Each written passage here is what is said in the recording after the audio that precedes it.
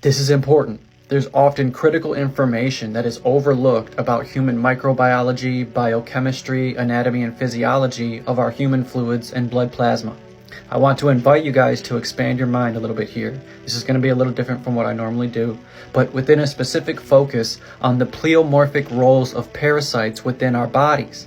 So for those of you who may not be thoroughly acquainted with the anatomy of our blood cells, we will begin with a foundational review to enhance our understanding of how the substances that we introduce into our bodies directly influence our overall health and our well-being. We're going to be hearing from Yaki Awaken. I'm sure you guys have heard of him, whose expertise is well documented and accessible. Now, it's crucial to recognize that the pathologies and pathophysiological conditions that we encounter are in many ways a reflection of our own food choices.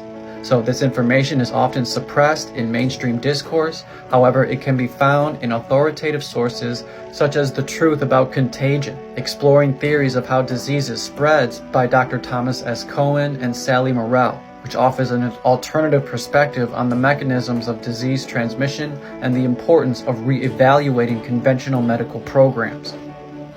Here's a description of some of the blood models that we're going to be walking through. And so as we take a look at some of these are just a nice representation of the different types of blood cells that we have. We have a total of 7. Specifically, there's an 8th one, but that's just a different state of one. But let's talk about this one first. This is just a simple red blood cell or erythrocyte's main goal, of course, essentially is just a bag of hemoglobin carrying oxygen.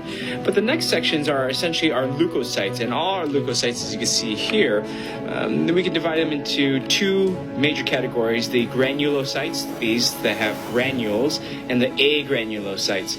The granulocytes are divided into 3 different ones that, depending on their stain kind of disposition, we call them the neutrophil, the eosinophil, and the basophil. Eosin because it likes eosin, which is a red type of dye, acidic type of dye.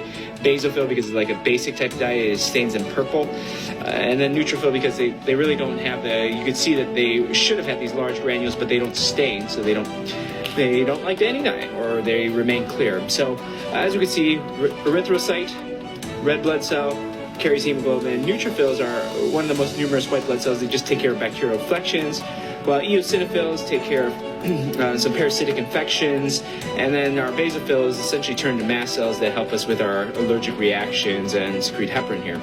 The other 2 are the granulocytes, and let's kind of remove this one a little bit farther back because this one will become, this is an immature monocyte, and these are the 2, a lymphocyte, which really is just all of just one nucleus, and the other one is a monocyte. I always remember mono because it makes a moon-shaped nucleus, very, very large in comparison to the lymphocyte, which is about the same size as a red blood cell.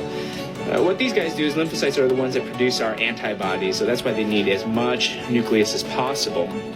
Comparison to the monocyte, these will grow up to become our big phagocytes, macrophages essentially. They can be fixed or wandering, whatever like that, but they'll go to consume bacteria. This is just an immature one. You can see this one will grow up into that one. And then lastly is our thrombocyte, which is those pinches off of a megakaryocyte, and we just use them for clotting. What these strands are just strands of fibrin, which are part of the plasma that become insoluble once fibrinogen changes to the fibrin. So let's quickly review. Erythrocyte carries hemoglobin and oxygen.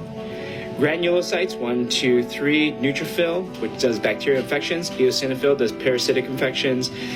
Basophil does inflammation and secretes heparin. And then we have the 2 agranulocytes, which is the lymphocytes that produce antibodies. And then the monocytes, which become macrophages or phagocytes.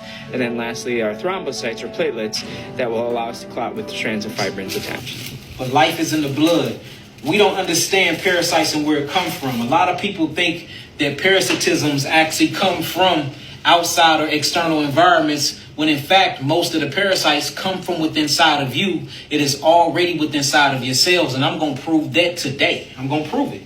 All you have to do is watch me long enough. I've been doing this for over 15 years, and the crazy part is when you study these things and you just spend hours and you look at the blood, I mean, of course, the live blood cells, they die within about 45 minutes to an hour. But when you really study them and you start looking at their biology and their physiology and how they interact when they under this microscope, it will blow your mind how really living you are. And it's crazy, they just call them white blood cells, when these things are entities that have a mind of their own. Tell them we don't watch them eat cells, we watch them check blood cells, we watch them stick little villi fingers out and move cells out the way, eat a cell, check it, get all the parasites out of the cell and move on to the next cell. We done seen some of the most craziest things in this lab. Am I lying? No. So we finna see this live. Let's do it. You scared, T? Oh, low key, it's crazy. Like the closer we get. Don't worry, I'm gonna take good care of you. I got you. I need all this email. Not just saying. Go get the tablet. Let's get a profile on it. We finna get a profile. I was gonna type it, but look. Let's get a profile on it. Go get the tablet. We're gonna go and do it like we do everybody else. Yeah.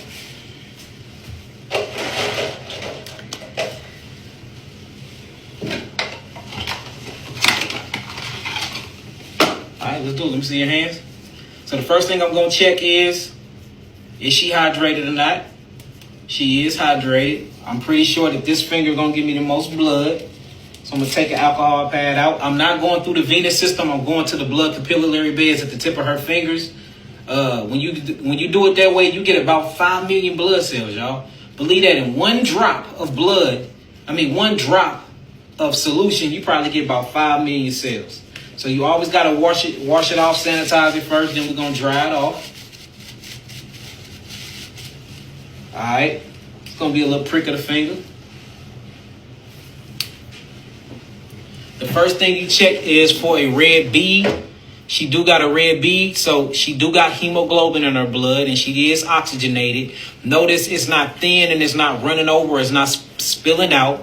So that means her blood do have the right type of coagulants in it, which means she's got good blood protein. That's a good thing. I'm just going to squeeze it a little bit, make that bead a little higher, and we're going to get the blood.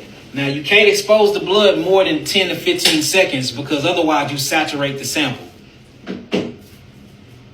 Put it right there. And then we smear it on our slide. I got a real good spread of blood.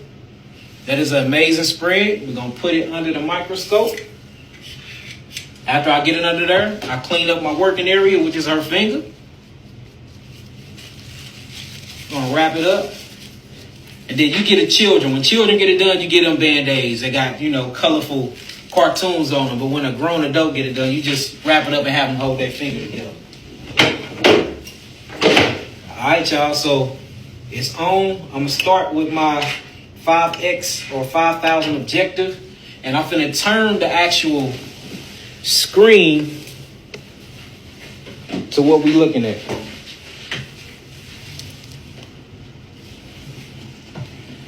Pay attention to what he shows you. That's perfect. Mm-hmm. All right, y'all, so let's look at her blood. Let's see what we got. This is important. What's in this blood? All right, so you can so these are her blood streams. Her blood, so what we see, these little quarter parts we see is these little things that stacked up like coins. These are called rouleaux, but these are her erythrocytes. So when you look at the blood have a bunch of erythrocytes in them. Erythro, it actually, you can cut it off in a minute. Erythro actually means red, cyte means cell. This little gray substance we see is called blood plasma. So right now we're looking at her blood, but we're looking at it from a far out objective. The more we magnify, the more the blood cells get super big, and then we'll be able to start looking into them. So now we're going to increase our magnification. You can cut it off now. All right, so now we're getting closer. I'm going to put this on field 1. Let's get some clarity. So now we're starting to see an image. So right off bat, what do you see, T? I see rouleau, target cells. So you see rouleau and target cells. So you see rouleau. Rouleau is, so red blood cells supposed to be spaced apart.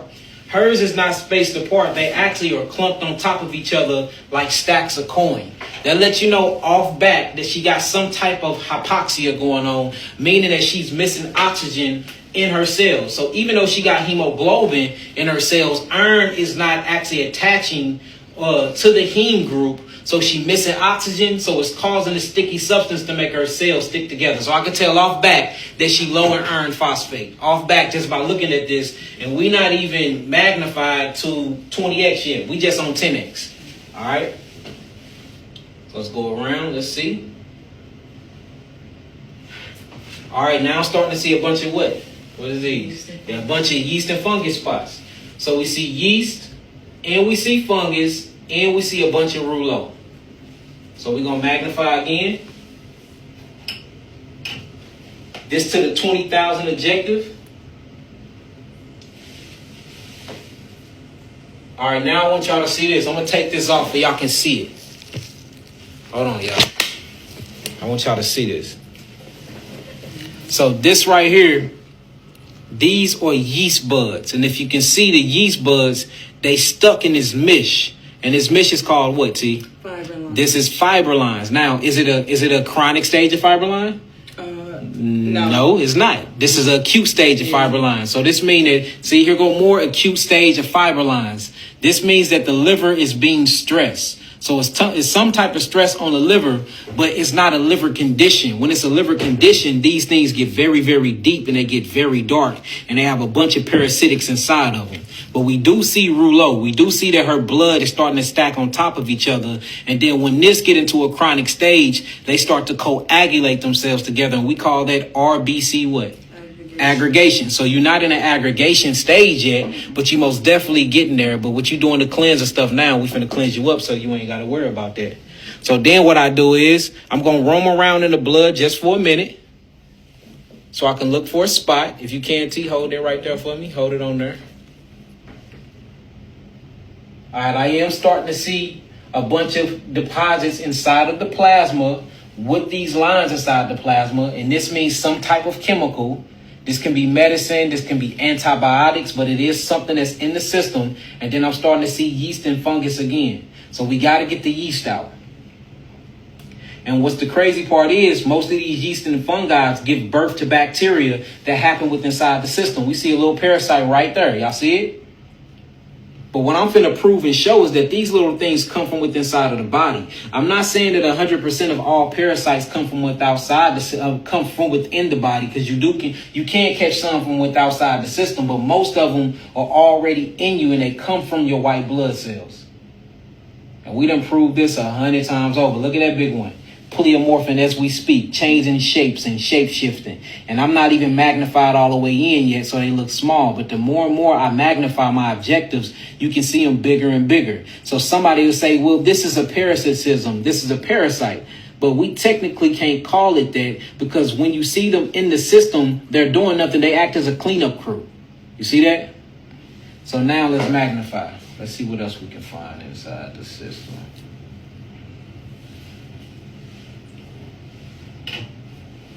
All right, I'm going to go to phase 2.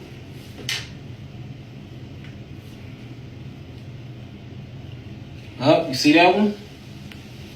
What is that right there, T? You see how big it is? Let me bring it down. And you see the tail? Yep, that's an ascaris. Mm-hmm. Now, y'all see this parasite? Y'all see how it got a ball on it or a rod, and then it's a rod hanging from it? That's an ascaris. Let's bring it over here and then magnify it. Can you see it on there? Mm-hmm. So let's blow it up a little bit. Let's go to 2. So look at it. And it looked like it got larvae hanging from it. You see that? Mm-hmm. So this one actually got larvae hanging from it. And it's swimming around within the plasma looking for food to eat or looking for somewhere to give its larvae to. Now, once this thing get empty, what it does is it burrows itself through the membrane. Y'all see these little glowy layers over the red blood cells? They will burrow themselves into it and penetrate the membrane and then eat all of the different phytonutrients out of the actual cells. They like to eat iron phosphate, they eat zinc, they eat copper, they eat selenium, anything that's within the cell that's very nutrition, they need it to survive. And plus they have their own DNA. So the crazy thing is this. Y'all know where viruses come from, right? So where viruses come from is these will get in the system from the white blood cells. It's called a granule. When you actually look at the red blood cells, right? So when you look at the white blood cells, you have something called leukocytes. When you look at leukocytes, Leukocytes break down into two subgroups. The first one is called a granule. The other one is called a granule. So when you look at a granule, these are things like basophils, eosinophils, and neutrophils. That's three of them. These things actually have little grains in them that move around. They're called phagocytes. These phagocytes can leave the actual white blood cell and go eat up other things. These are what become your parasites. I'm finna show y'all in real time. Then you have something called an agranulocytes, which don't have these grains in them unless you look at them under a high magnification. And these are called lymphocytes and monocytes. So you got neutrophils, you got basophils, and then you got eosinophils. They come with grains. And I'm going to show y'all how they move within inside of the white blood cells, or what you will call phagocytes. These are called macrophages, right? Then you have actually something called A granules that don't have grains in them unless you look at them under a high power thermal microscope. So if you can see this right here, a lot of these don't come from food. A lot of these don't come from what you bring in your body. A lot of these parasites actually come from your white blood cells because they were once part of what you will call your immune system or call your lymphatic system. And we looking at this in real time. And it's getting bigger and bigger. And I'm not even magnified in yet. So what we're going to do is, T, you can hold this. And let's see if we can find some white blood cells so I can show them what I'm talking about.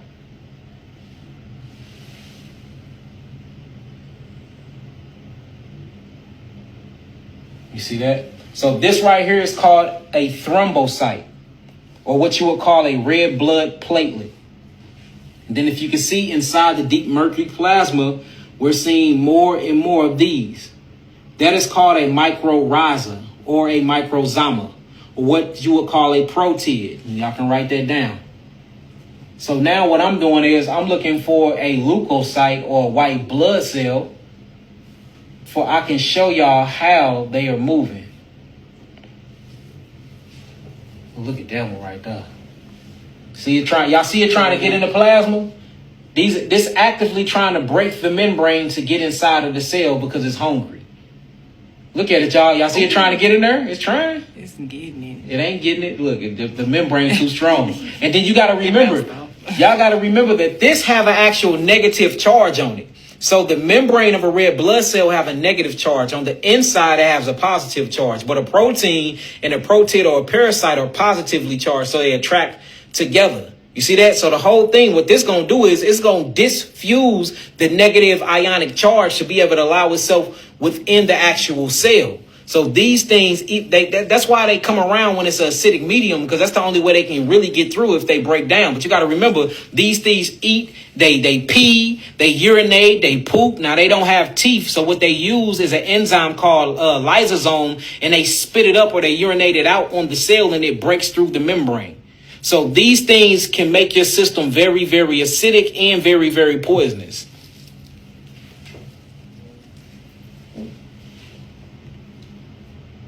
Look at all that activity. See that? Mm-hmm. Now look, there's a bunch of activity going on. There's a bunch of yeast in this activity. And we see a white blood cell that's being broken down right now by what, y'all? Parasites. Mm-hmm. We actually seeing a degraded cell being degraded and breaking down right now by thousands of parasites. Y'all see all these parasites helping breaking down? So turn the camera on me real quick. So look, a lot of them have real functional jobs. They are help breaking down and degrading cells. So what a doctor would do, a doctor will look at this, or a pathologist will look at this and say, oh, this is a parasitic infection. But I'm looking at this, I say, oh, it's helping you do the job, because obviously something is not breaking the cells down naturally. So they have come and pleomorphized themselves into what you'll call the trash man. They helping break down the trash, because the body is not breaking down the trash itself, or not putting itself in a state of autophagy. And what autophagy stands for, auto just means self, phagy means eating. So the cells or the white blood cells are not doing this job efficient enough, which is going and breaking down most of these other cells, dying cells, and getting rid of basically neurally toxins. So the microbiota that was once part of the white blood cells of the leukocytes have pleomorphed or morphed into a different position. And now, as we can see live on camera, they breaking the blood down. They breaking some things down. And they active too, T. Mm-hmm. They active. So let's find a good white blood cell. Let's do this. Let's see what we find. I want it all gone. You want it all gone? We're going to get it gone for you, T. I want it all gone. But you don't want to get rid of all of it. I know, that's why I That's said. what antibiotics do. They get rid of all of these, and then boom, now your gut is out of balance and your poop is wrong. Now this is a beautiful That is gorgeous. lymphocyte. A beautiful lymphocyte. Well, no, that's a granule. So that's a neutrophil. That's a beautiful neutrophil, but it is immature though. It is immature, but I'm going to blow it up. And let's see if it's moving on the inside. Let's do this. I'm going to magnify. I'm going to go to 1. And let's go to phase.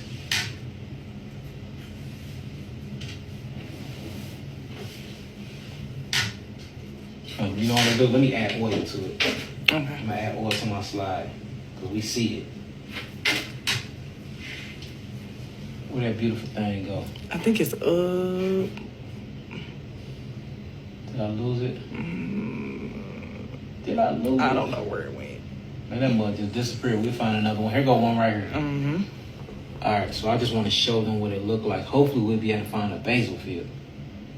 So can y'all see the little grains inside of here moving? Let me blow it up. Yeah.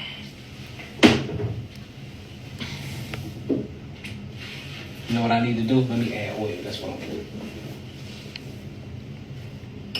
Hold on, y'all. Because y'all got to see this. All right, I just added oil. Now we just got to go find that deal. What's that? That's phase 3, so let me go to phase 3.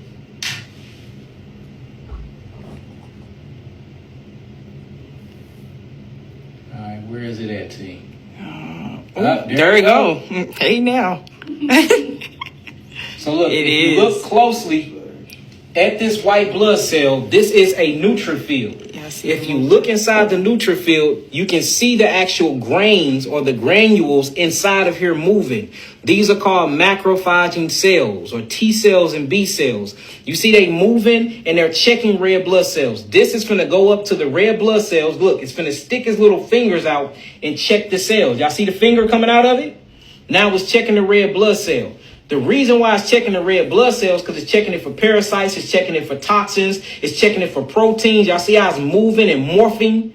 And now look at these little grains that's in there moving. Sometimes these break out of the white blood cells and become your parasites. Most of the time when y'all see them little protids, most of the time when y'all see the mycorrhiza, the microsoma, y'all see all these different parasites in the system. These are these little black little granules that's inside of it. Y'all see one just left. Y'all see it? There it go. Mm-hmm. So look, one just left. Hold on, just so they can see that. That's a prime example. Look, one just left the white blood cell. Now, since it's on its own, a doctor will call it a what? A parasite. But it literally just left the white blood cell, the neutrophil. So now it's going to start roaming and going around, but it needs food and it need to eat. So next thing we know, since it's hungry and it's going to eat some things up, we're going to be like, oh, that's a parasite. It needs a host to survive and this and that. Then the parasite dies. Look at it opening his mouth, y'all. Beautiful. And as soon as it opens his mouth and starts sticking out his antennas to check a place, you will see all of the granules come to the end of it. Y'all see it's millions of them just moving up. Y'all see how they're moving like a unit? But sometimes they come out of the mouth and then they pleomorphize themselves and become a bacteria. They go another one.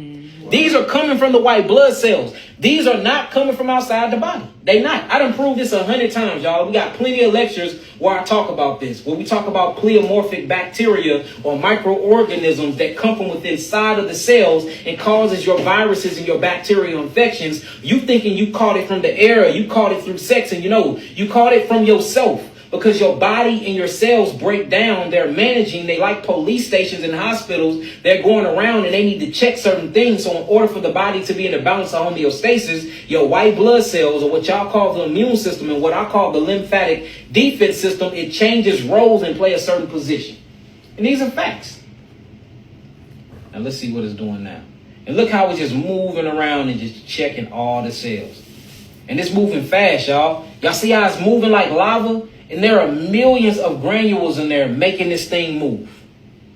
Look, y'all see the hand just reach out? Now it's checking this red blood cell. And that's all it's doing. And look at all the little granules that came from it. That's beautiful too. Y'all see that? Look, you see it's opening his mouth right now? Look, now it's sucking on the cellular membrane. Anything that's in there is getting out. And then every now and then, granules or protists come from out of the immune system and become your parasites. So most of the parasites that we see inside of a system come from the white blood cells. I'm not the only one that's been saying this. There have been German biochemists and microbiologists have been saying this for I'm talking about over 1,000 years, y'all. Over 1,000 years. So that the theory that we catch viruses and the theory that we catch germs, you have to really, really sit back and rethink about what you're saying when you're saying that. Look how that's moving. Y'all see all them granules in there moving? Y'all, you see it flowing? Can you see that? They can see it. Man, the mugs They are can definitely moving. see it. Them mugs moving like a mug. Look at them things in there moving. Actively moving. These are your parasites. Millions of them. Now, let's break down how this worked though. So, since they are living beings or living entities, they have to die as we know. The perception of we thinking about death, they gotta die. When something dies, it fills up with gas. In this case, the gas will be carbon dioxide, and it will be oxygen, and it will be nitrate oxide, right? Or nitrogen oxide. When it fills up, just like if a deer get hit on the side of the road, if you come back 5 days later, guess what's going to happen? The deer belly be real full and it be real big, right? Because it's full of gas, it's full of methane, it's full of nitrates. Well, what happens is the deer's stomach eventually explode, right? That's why you can go and you can see a deer and be fully full and it's full and intact. And then you come back 5 days later and then his stomach and his intestines out. That's because it blew itself open because it went through something called cellular lysis. The same thing happened inside the system with parasites. Where you will see a parasite inside the system. The parasite will die. The parasite will then get all these gases in them and then it will bust open. The moment that it busts open, it's a bunch of hydrostatic and oncotic pressure inside that parasite. So all of the intestines, all of the DNA, all of the RNA that was inside the parasite, it projectile through your system. So now you have a strand of DNA that come from a parasitic that used to be a part of your white blood cells, used to be a part of your neutrophils, used to be a part of your basophils, used to be a part of your eosinophils, used to be a part of your monocytes, used to be a part of your lymphocytes. These grains came from up outside the white blood cell to go play another pleomorphic role in the body, but then they died.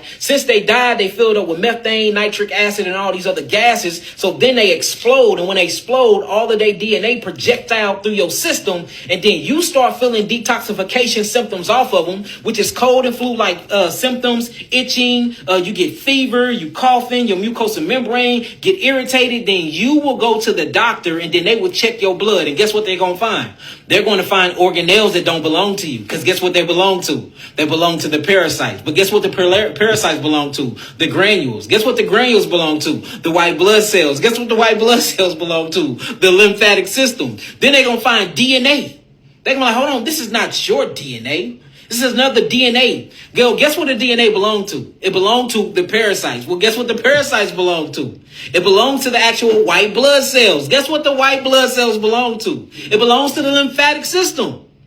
You see that? So then they be like, hold on, it raised the antibody titers. So now since your antibodies are raised from the DNA and all of the projectiles that came from the parasites, they will clinically diagnose you with a virus and say that you caught it from outside the body when you have caught it from your own self this whole entire time because it only came from your white blood cells. Do y'all get that? I know that sounds crazy. That sounds crazy as hell, don't it? But that's the truth. I mean, that is the truth. It's the truth, y'all. You ain't catching no colds or no virus. You're catching yourself. You are catching something from your own interstitial fluid of your body. There is life in the blood. Look at all of this life. That's life moving around within the plasma that somebody's going to call a parasite. You see that? There's millions of little granules of life inside of what you would call this neutrophil, which is roaming around and becoming a T cell or a B cell, which is produced by the bone marrow, produced by the lymphatic cells. Look at that one. They're everywhere within inside of the system. Look at them, y'all. Would you hold that up so they can see them? And they swimming in and out of the plasma. Now, am I saying that these things can't pleomorph to become very, very bad? Yes, they can. It's all about where they're at. Look at that big one. When they're inside of the cells, they do their job. Just like Helicobacter pylori, when it's inside of the pyloric sphincter, there is no problem. But the moment that Helicobacter or H. pylori move into the stomach, it gives you an issue because it causes so many types of ulcers. It messes with the hydrochloric acid of the stomach and all of that. But as long as it's in the pylori or the pyloric sphincter, it does its job and it helps you break down your food into nutrients. So Helicobacter or H. pylori is only bad when it becomes a parasite. And the only way we can call it a parasite if it's not where God put it at. Same thing with the white blood cells. As long as these proteins are within the white blood cells, they good. That's where God put it at. But the moment that you change the terrain of your body into acidic terrain and they have to leave the white blood cell to go help the body, then they act as the role of a parasite. It's all about our perception and the way we're looking at it. That's why there's no such thing as disease. It's an illusion. It's straight an illusion. And it's all about the way you look at it. All right, so what we got right here, T? So we got red blood cells that's coming together. What we're going to call that? RBC aggregation. So these are red blood cells aggregation. And now I'm seeing more thicker dark lines in the liver. You been seeing that? Yeah. So you do got to cleanse your liver. So we're going to definitely put you on a liver cleanse. Let's see what else we see. All right, what's that? We see more what? Yeast and fungus. Look at this beautiful one. This right here looks like a lymphocyte. See how I don't got that many grains in it? Okay. So it's a granule. So this is a lymphocyte. Okay. All right, this is the first line of defense of the lymphatic system. So that's a beautiful lymphocyte. It's the right size. So your so-called immune system is working well. That's a good thing. Hold on, what was that I just seen? There go another lymphocyte that look good. So your immune system is active. What's that right there? Target. That's a target cell. What do target cells say, Shamor? Iron deficiency. Iron deficiency. So we see that you are iron deficient. We also seen rouleau. What do rouleau say, Shamor? What's rouleau? Digestive imbalance. Digestive imbalance. And I'm seeing RBC what? Aggregate. Rings. That's an RBC rings. This is your erythrocyte rings. What does a erythrocyte ring stand for, Shamor? When we start seeing the blood form into rings. High cholesterol. High cholesterol. Well, we know that cholesterol is produced and made by the liver. And cholesterol is in control of all of your sexual hormones. So now we know that you're going to be vitamin D3 deficient. Meaning that you need to be in the sun way more. At least 2 hours of sunlight every single day. Because this is a sign of high cholesterol. High cholesterol is a sign of your hormones being imbalanced. And all of that is produced by the liver interacting with the sun. So you need to be on Thea. You need to go through the near infrared light therapy and get on the sunbed, and that'll be good for you. Let's see what else we see. Really cleaning that liver. Yeah, you gotta clean that liver up. We see calcium deposits. Y'all see them?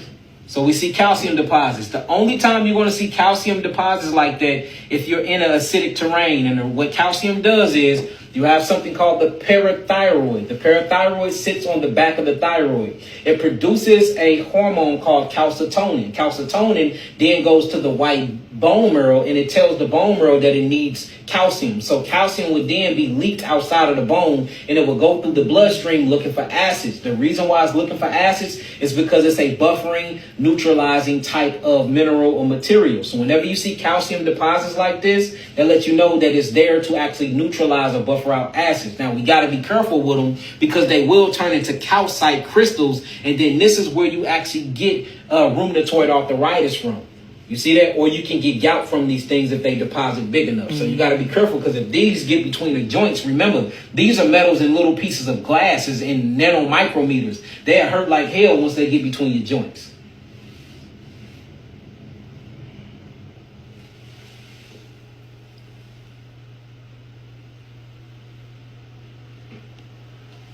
Look at T. T looking at T. Done been reading her own blood. She ain't got to deal with this. So look. Now, when you start seeing a bunch of these in the blood, she don't have sickle cell, but I just want to show you what a sickle cell look like. That is a sickle cell. Now, her cell is breaking down. This means her blood is probably about 90 days old because I've been seeing a lot of your cells break down. But this is what a sickle cell look like. So say if I checked her blood and all of her cells look like this, that means they're missing hemoglobin. She's not binding oxygen to hemoglobin for an exchange of carbon dioxide. So the cell starts to break in a sickle.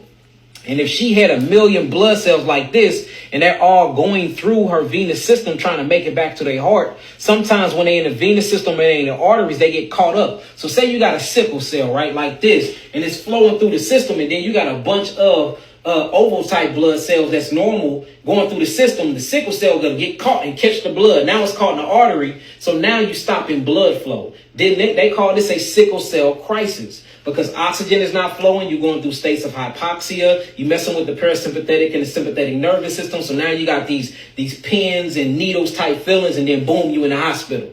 So what you do is you add hemoglobin or the heme group, and you add oxygen back to the blood, and then boom, sickle cell anemia goes away. That they say come from an evolution of malaria. Y'all see that? There go another parasitic. Look at it, pleomorphic, changing shapes. But hey, did this come from outside the body? No. The ones that come from outside the body, them are your chondrids. We seen a lot of them today, didn't we? Mm-hmm. Them are your big ones. But these ones that I'm talking about right now. Okay, I get it. Yeah, you get it. These ones I'm talking about right now are from the system. But you got some other ones that we got some pictures and some videos of that definitely came from eating meat, you know, and being in going out of town, getting into certain streams of water. So that's what I'm saying. You can catch some from outside, but even those ones, right? Let me show you how God works. The ones that you catch from outside of the body come from other biological entities that came from their own cells. Mm-hmm. So you will get into the water with a fish, but you remember fish are made of what? Cells. Fish have their own what? Immune system. So the same macrophages inside your body that produce parasites, other living biological entities produce their own type of granules, and then you go and be inside of their environment and you catch theirs or you get theirs. But it still didn't come from the air. It came from another biological entity. We all make our own living entities. This is what makes us. It's impossible to live without bacteria and microorganisms. You wouldn't exist without bacteria and microorganisms. In fact, the mitochondria, which is the powerhouse of the cell, is a bacteria. It's a bacterium. It is. You couldn't even get ATP, adenosine triphosphate, if it wasn't for these organisms. You couldn't break down your food if it wasn't for microorganisms. You couldn't have proper blood flow if it wasn't for microorganisms. When they plan their role and they're in the place that God intended them to be, your body is in the balance of homeostasis. The moment that your body is subjected to acidic terrain, it makes them come outside the cell. And then the moment that they leave home, all hell break loose. That's how it works. Was that enough to you? Yeah. All right. Okay. Y'all can turn the lights on.